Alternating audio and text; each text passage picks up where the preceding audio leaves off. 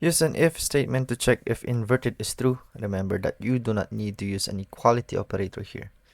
So we can do that inside our for loop. Yeah. Yes.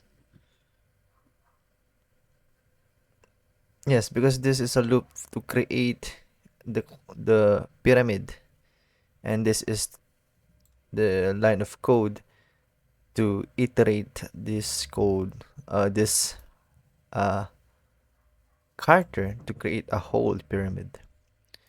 So we can, before creating the whole pyramid, we could create here or put here functional the logic of toggling if it is inverted or not.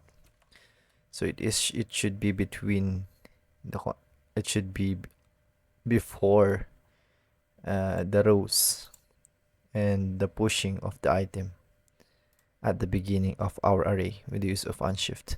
So anyways, if condition, it should check if it is inverted, and we do have a variable inverted, which is true. If it is inverted, then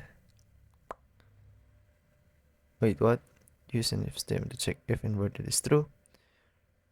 Oh yes, so we do not need to use an equality operator here because inverted is a variable is assigned already to true boolean.